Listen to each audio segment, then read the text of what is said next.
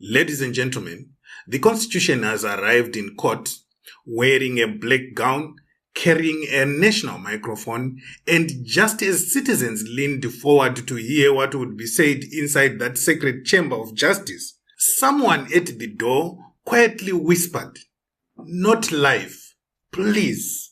The nation can wait outside."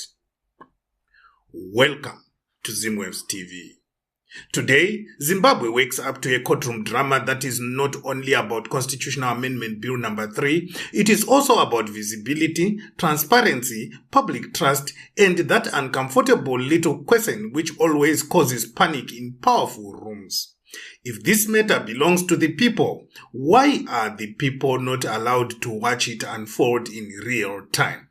The Constitutional Court of Zimbabwe has rejected a request by Sources Media Network to provide live coverage from inside the courtroom during the highly anticipated CAB3 constitutional case. The request had been made through lawyers Atherson and Cook representing Sources Media Network in the matter involving Ruben Zulu, Godfrey Zwabenda Gurira, Shorai Nyamangondo, Joseph Chinyangare, Digmo Ndia, and others against President Emmerson Mnangagwa and the Attorney General of Zimbabwe under case number CCZ8/26. And according to the letter issued by the Constitutional Court through the Judicial Service Commission, the request was placed before the Honorable Chief Justice after an urgent approach and a case management meeting held on the 19th of May 2026. After considering submissions from the requester and the parties, the Chief Justice concluded that no sufficient basis has been demonstrated to justify allowing live coverage inside the courtroom. The fact that this is about the Constitution of Zimbabwe should be reason enough to justify the live coverage. But no, the new Chief Justice has delivered her first judgment, which is anti-democratic, which is anti-people, which is anti-transparency, which is anti-good governance. So, there it is. The people may hear about the case, the people may read summaries, the people may wait for reports, the people may depend on those inside the room to tell them what happened, but the people may not watch the proceedings live from inside the Constitutional Court. And that is where the political electricity begins. Because this is not a small village dispute about a missing goat. This is not two neighbors fighting over a boundary line near a mango tree.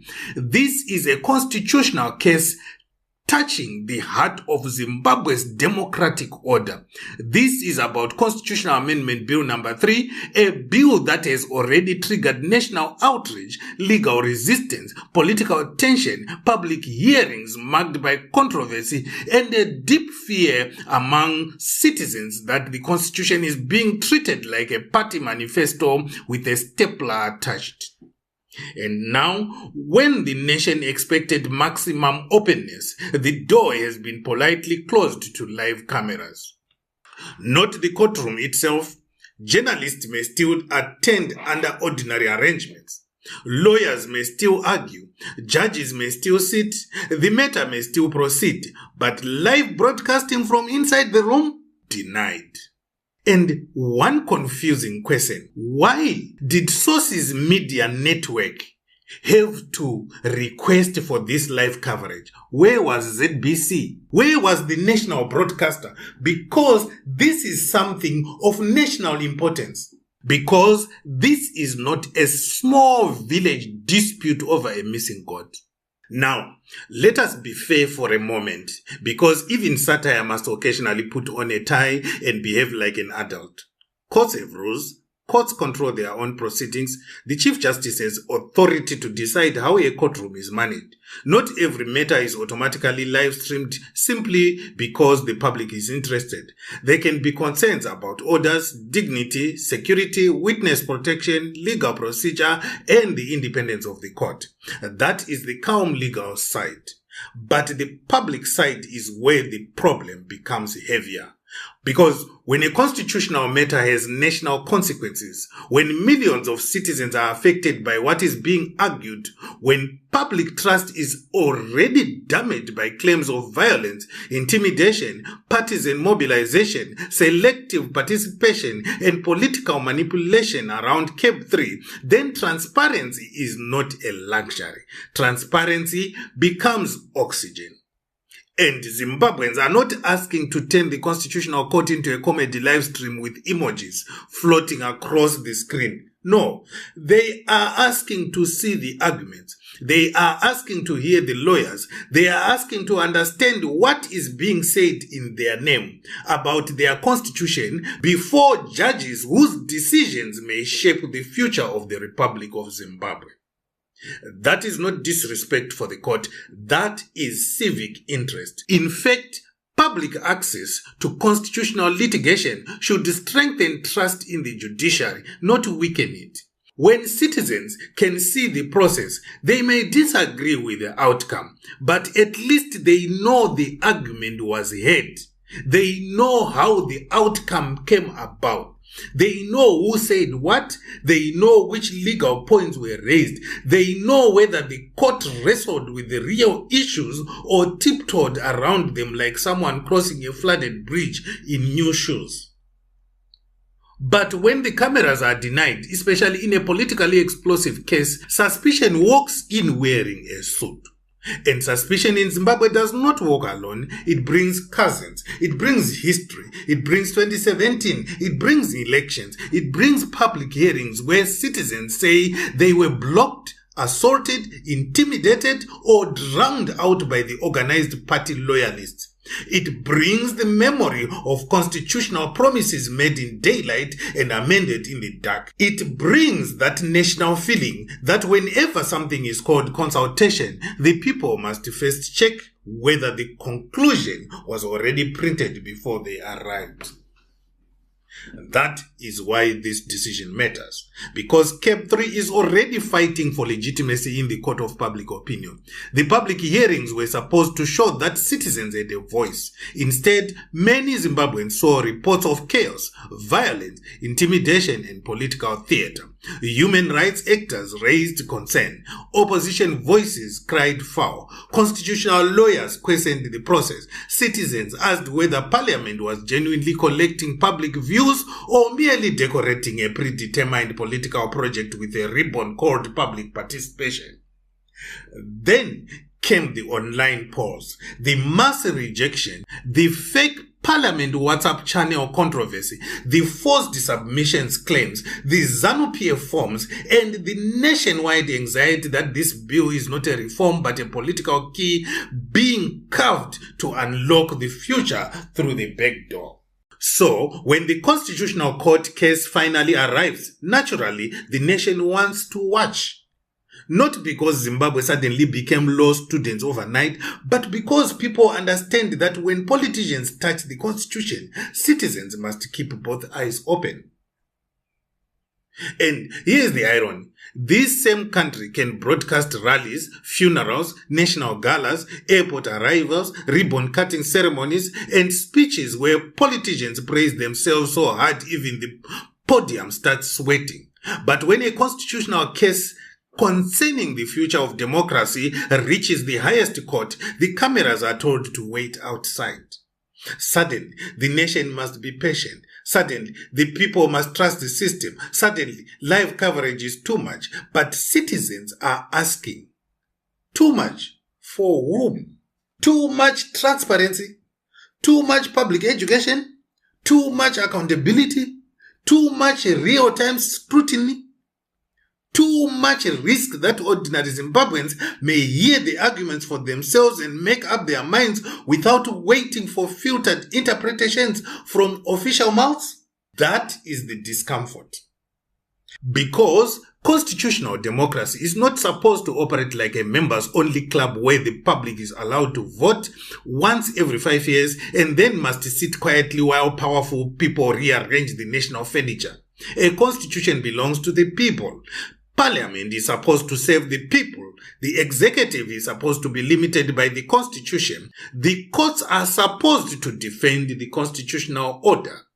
So, when citizens want to watch a constitutional challenge involving CAB3, that interest is not noise, it is ownership. And ownership demands visibility. This is why the rejection of live coverage will be received by many, not merely as an administrative decision, but as part of a wider pattern, the shrinking of public space around CAB3. First, people complain they were not properly heard during consultations. Then they complain that organized party structures dominated submission. Then they complain that violence and intimidation silenced dissenting voices. Then they complain that digital rejection was ignored or dismissed. And now, when the matter reaches the Constitutional Court, live coverage is refused. You can't make this up.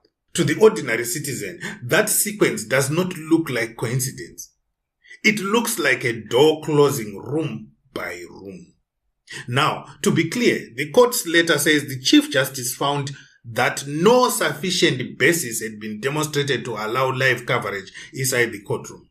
That is the official position. That must be stated accurately. The court did not say the case will not proceed. It did not say journalists are banned. It did not say the public has no interest. It simply refused the specific request for live coverage from inside the courtroom.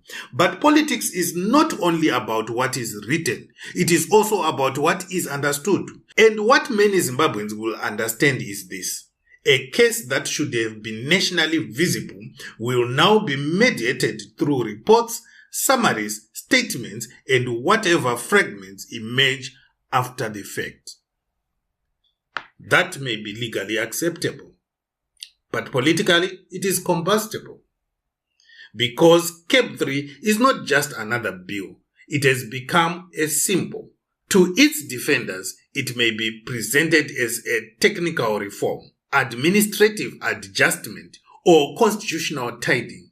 But to its critics, it represents something far bigger, the fear that Zimbabwe's constitutional limits are being softened, stretched, and prepared for political convenience. In fact, it represents the major amendments that were introduced in 2013 being scrapped just like that. The public has seen this movie before. The poster changes, the actors age, the slogans become more polished, but the plot remains familiar. Power says, trust us. Citizens say, we trusted you before. Power says, this is legal. Citizens ask, legal for who? Power says, the people were consulted. Citizens reply, which people? The ones who spoke freely or the ones who arrived with forms already filled and fear already loaded? And that is the national argument around CAB3. And now the court has become the arena where law must confront politics, where constitutional principle must confront political ambition, where public trust must confront institutional caution. This is why live coverage would have mattered. Not because cameras create justice. They do not. A bad argument does not become good because it is broadcast in HD. A weak case does not become strong because citizens are watching. A judge does not become fair simply because a camera is blinking in the corner. But visibility helps the public understand the process. It allows citizens to see whether the case is being treated with the seriousness it deserves. It allows young people to learn constitutional law in real time. It allows the diaspora who cannot enter the courtroom to remain connected to the legal battle shaping their homeland. It allows citizens in rural areas who were allegedly pressured during consultations to hear that some people are still challenging the process in the highest court. And maybe that is exactly why live coverage makes powerful systems nervous. Because a live stream does not only show proceedings, it also removes excuses. No one can later say that was never argued when everyone actually heard it. No one can easily twist the tone when the public watched the exchange. No one can reduce serious constitutional issues to one paragraph in a state-friendly summary if citizens witness the full debate. A camera does not decide the case, but it protects memory. And in Zimbabwe, memory is dangerous to power because memory remembers the promises, memory remembers the constitution, memory remembers the coups that were not coups until they needed to be called something polite. Memory remembers elections where winners celebrated while citizens counted bruises. Memory remembers public consultations that looked more like mobilization exercises. Memory remembers that every time power wants something controversial, it first wraps it in a legal language, then tells citizens not to panic. So no, the rejection of live coverage is not a minor issue. It is part of the bigger CAB3 drama. And it tells us that the battle is not only over clauses and legal arguments. It is also over access, over narrative, over who gets to see, over who gets to speak, over who gets to interpret the constitution for the people. And let us talk about the media angle, because Sources Media Network did something important here. They did not simply complain from outside. They made a formal request. They went through the lawyers. They asked for permission. They placed the matter urgently before the Chief Justice. That is how it should be done in a constitutional order. The request was denied, yes, but the attempt itself matters. Because media freedom is not only about shouting into microphones after politicians finish speaking. It is about pushing for access to institutions that shape public life. It is also about demanding that citizens be allowed to witness processes carried out in their name. And this is where Zimbabwe's media environment becomes painfully revealing. Those who praise power often get doors opened, front row seats reserved, and microphones polished. Those who ask uncomfortable questions often get told to follow procedure, wait outside, submit a letter, correct the format, respect the process, and please stop breathing so loudly near the institution. That is the theater. But the constitution does not belong to the ruling party. It does not belong to parliament. It does not belong to the president. It does not even belong to judges alone. Judges interpret it. Parliament amends it through lawful processes. The executive must obey it, but sovereignty ultimately belongs to the people, and the people must hear whether their constitution is being shredded or amended. That is why a constitutional case of this magnitude should lean towards openness whenever possible. And if live coverage is refused, then the public deserves more than silence. The public deserves full, prompt, accurate reporting. The public deserves access to the legal papers where possible. The public deserves clear explanations of what arguments were raised. The public deserves to know what the judges asked, what the lawyers answered, and what constitutional principles are at stake. But democracy cannot survive on rumors and press statements alone. And for our viewers, this is where vigilance becomes important. Do not allow anyone to reduce this case to legal jargon designed to make citizens sleep. CAB3 is not just for lawyers. Constitutional amendments are not private paperwork for political elites. They affect elections. They affect power. They affect accountability. They affect whether tomorrow's leaders can be limited by the same rules they promised to obey yesterday. So, when the court says no live coverage, citizens must not switch off. They must pay closer attention, follow every credible update, compare reports, listen carefully to what each side argues, watch how state-aligned voices explain the matter, watch how parliament responds, watch how the executive behaves, watch whether the judgment addresses the real concerns around processes, public participation, constitutionalism, and democratic legitimacy. Because sometimes the most important parts of history are not live streamed. Sometimes they are hidden in letters, case numbers, procedural decisions, and phrases like no sufficient basis has been demonstrated. But Zimbabweans have learned to read between the lines, and between the lines today's message is clear. CAB3 has become too big to hide, too controversial to sanitize, and too politically loaded to be treated like ordinary paperwork. The cameras may have been denied entry into the courtroom, but the nation's eyes are still fixed on the case. And that is the part no letter can reject. So, as this constitutional battle unfolds, the question is no longer only whether CAB3 survives in court. The bigger question is whether Zimbabwe's institution can still convince citizens that the constitution is being defended in the open, not negotiated behind velvet curtains where the public waits outside like unwanted guests at their own national house. Keep your eyes on the court. Keep your eyes on Parliament. Keep your eyes on those who fear cameras more than they fear constitutional collapse. Because when a government is confident in its case, it does not fear the people watching. And when a nation is told not to watch, that is usually when watching becomes a duty. This is Zimwebs TV. Subscribe, share, like, and stay with the channel that keeps the constitutional lights on when the powerful prefer the room dimmed.